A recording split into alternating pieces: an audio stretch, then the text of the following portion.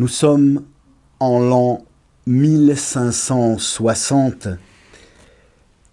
en Biélorussie, et une province de cette région de l'Europe qui fait un peu la charnière entre la Pologne, l'Ukraine et la Russie. Dans cette ville, dans cette région, il y a de grandes communautés juives extrêmement bien organisées et de très grandes yeshivot qui vont être légendaires par l'érudition de leurs Talmidei Rachamim et de leurs Raché Yeshivot. Dans une de ces villes, la ville de Pinsk, habite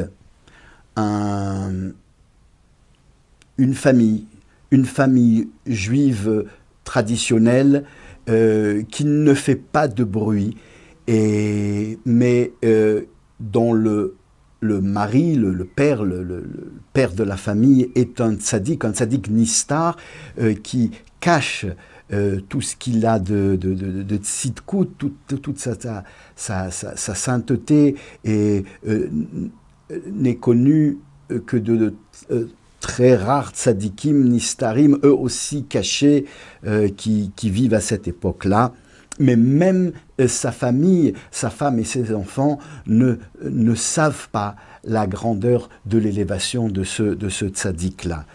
Ce tzaddik travaille, c'est un homme qui fait des très pauvre, qui se nourrit de travaux très durs, toutes sortes de travaux de manutention qu'il peut recevoir pour nourrir sa famille.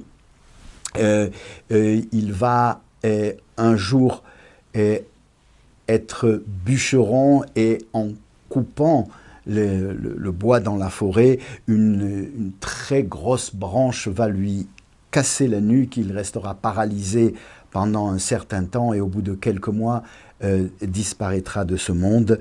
Il laisse une veuve qui était enceinte de son premier enfant, qui naîtra, une petite fille qu'elle va appeler Chava Dvora et qu'elle va élever seule. Malheureusement, l'accouchement ne se passe pas comme il faut, et puis au bout de quelques mois, elle mourra, elle aussi, la mère, de la suite de l'accouchement. La petite Chava Dvora reste seule. Elle est récupérée par un certain Mordechai Lev, qui était un homme extraordinaire, qui avait comme vocation de s'occuper de tous les orphelins de Pinsk, cette grande ville juive. C'était une ville très très importante où la Torah était célèbre par la yeshiva de Pinsk.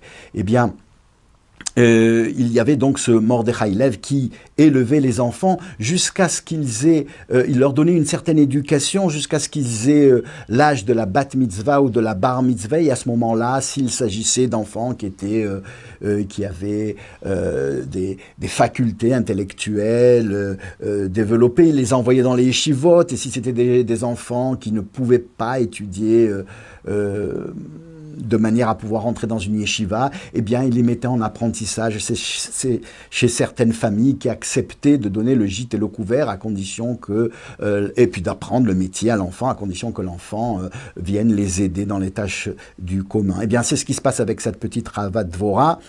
Elle est élevée jusqu'à l'âge de 12 ans. Elle apprend chez ce Mordechai Lev des rudiments de la Torah, d'éducation juive. Elle sait lire le Chumash, elle comprend un petit peu, elle comprend un peu les tfilotes, etc. C'est une petite fille très pieuse, mais à l'âge de 12 ans, on va la mettre chez une famille en apprentissage, où elle va en fait être extrêmement malheureuse, parce qu'il la traite comme une esclave. Ils lui font faire les tâches les plus rudes, et ce sont des gens qui sont grossiers. Elle va grandir comme ça jusqu'à l'âge de 18 ans. À 18 ans, le frère du maître de maison, du maître de séance, qui possède une taverne à Pinsk va demander qu'on lui offre la fille comme servante parce qu'il a besoin de personnel. La discussion est engagée entre les deux frères et puis le frère accepte finalement de se débarrasser de cette pauvresse et de l'offrir en cadeau à son frère. Eh bien, donc, il ne demande même pas la vie à cette fille-là. Elle est obligée d'accepter. Elle demande simplement d'aller prier une dernière fois sur la tombe de son père. On lui refuse. Qui est-elle après tout? C'est une souillon pour laquelle on fait le geste de lui donner gratuitement le gîte et le couvert, et elle est amenée comme ça dans cette taverne. Dans cette taverne, elle va comprendre que l'enfer qu'elle avait passé jusqu'à présent chez le maître de séance qui l'avait accueilli n'était rien par rapport à ce que elle allait maintenant endurer. Elle a 18 ans, mais on la traite véritablement comme une moins que rien. Et la taverne, est un lieu de débauche où toutes sortes de goïms arrivent. Les maîtres de la taverne sont des gens très rustres et très grossiers, qui se sont au fur et à mesure des années assimilés à cette ambiance avec les goïms. Ils boivent, avec eux, ils les fréquentent, ils parlent leur langage. La maîtresse de maison est une véritable Thénardier. Elle l'a fait travailler de manière honteuse. La pauvre fillette de 18 ans se trouve à souffrir le martyre. Elle est journalièrement insultée, elle est rossée, elle est battue, elle vit un enfer. Et la seule satisfaction qu'elle a dans la vie, c'est que le Shabbat, on lui donne quelques heures de liberté où elle va s'échapper de la maison et courir à travers la nature. Elle a repéré autour de la maison une colline avec de beaux arbres. Elle va à l'ombre d'un de ces arbres trouver un coin où elle peut s'asseoir et réciter des Télim et lire un peu de Chumash et apprendre un petit peu de Torah sur la paracha avec le Chumash qu'elle a gardé, qu'elle garde avec elle. Et c'est comme ça qu'elle vit ces semaines et ces mois difficiles dans cette taverne. Pas loin de là vit un jeune qui a aussi l'âge de 18 ans. Il s'appelle Tevel et il est aussi orphelin de père et de mère. Et son père était aussi un tzaddik nistar qui n'avait dévoilé à personne, y compris à ses proches et à sa famille, sa tzidkout, et qui avait élevé son fils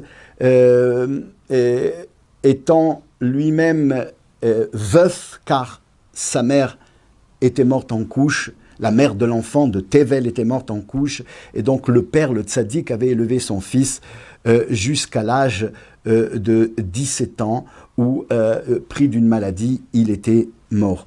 Il avait disparu, il avait laissé à son fils, en fait, un grand terrain avec des ruches qui donnaient un miel extraordinaire, qu'ils avaient le secret de la fabrication, dont ils avaient le secret de la fabrication, et qui leur a apporté une véritable fortune. C'était un homme riche, mais qui n'avait jamais donné des signes de richesse. Tout le monde le pensait qu'il s'agissait d'un pauvre paysan qui était mort et qui avait laissé un petit orphelin. L'orphelin Tevel, à l'âge de 17 ans, va prendre l'affaire en main et va continuer la tradition de son père, mais il se trouve que il n'avait pas les facultés intellectuelles de son père, et il n'avait jamais pu démarrer dans l'étude de la Torah. Il s'était toujours contenter d'aider son père dans la difficile tâche d'élever les abeilles.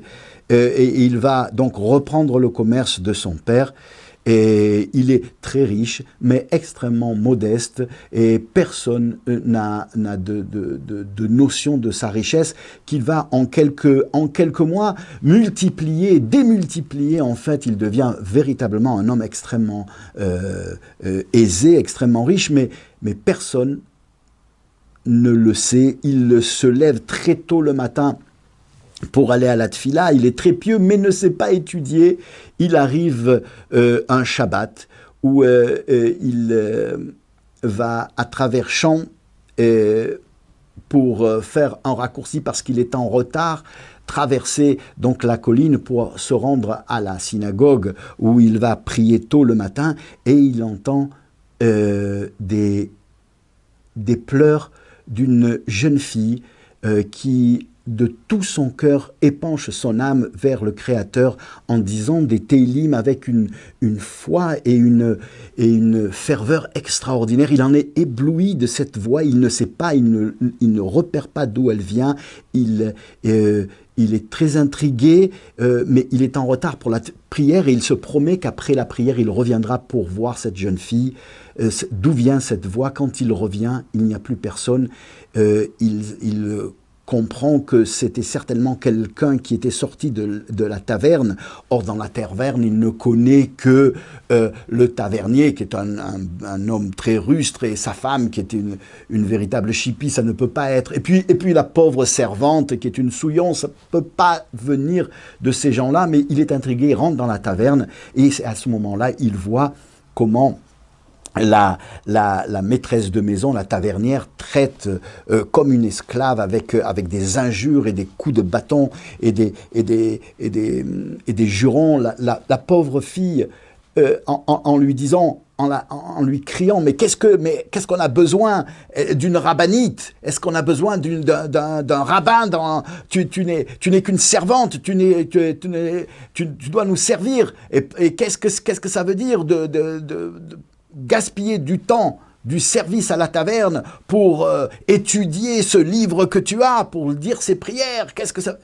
Et il comprend que ces prières venaient de cette fille-là.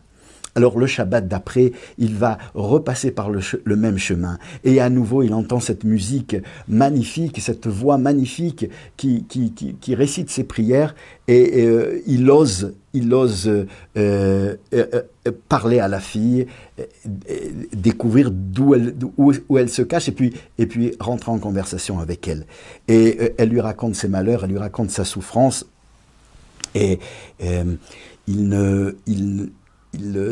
va vite la quitter, honteux, mais au fond, il va courir vers le Rav, qui est le Rosh Yeshiva. Le Rosh Yeshiva était, à cette époque-là, en 1560, dans la célèbre Yeshiva de Pinsk, Rabbi Moshe Yafé. On aura peut-être l'occasion dans d'autres histoires de raconter la vie de ce grand personnage, et il va avouer que son cœur a débordé de sentiments pour cette jeune fille. Il a même un peu honte de dire qu'il aimerait l'épouser, mais d'un autre côté, lui est un ignorant, et elle est une fille pieuse qui apparemment sait étudier. Alors peut-être que ça ne lui convient pas, et que de toute façon, que le Rav dise qu'est-ce qu'il en est, parce que même si c'était pas pour lui, c'était pas une fille qui était pour lui, eh bien, il était prêt à donner une bonne partie de sa fortune pour sauver cette fille et qu'elle puisse se marier avec un Talmid Chacham et vivre heureuse. Le Rav va, après enquête, lui dire qu'il pense que la fille lui convient, et il va faire la rencontre, et ils vont après l'accord enthousiaste de cette fille, de cette Chava Dvorah, qui avait elle aussi eu un faible pour ce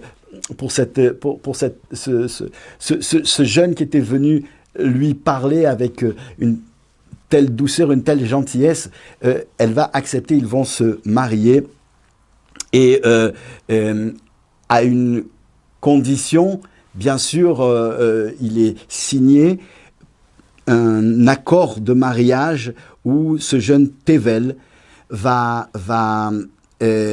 avant le mariage, durant la période des fiançailles, va céder la moitié, c'est son désir, il cédera la moitié de sa fortune à cette jeune fille, en disant qu'elle peut donner autant de tzedaka qu'elle veut avec cet argent-là, ça sera à son compte dans le Olam HaEmet, dans le monde de la vérité, dans les mondes supérieurs, que lui aussi continuera à donner sa tzedaka, mais lorsqu'ils se marieront, ils refondront leurs deux demi-fortunes en une seule fortune et ils bâtiront ensemble un empire de tzedaka où les mérites seront partagés à égalité dans le monde futur. L'accord est signé, ils se marient et ils vont vivre dans un incognito total en distribuant finalement leur fortune pour la tzedaka autour d'eux.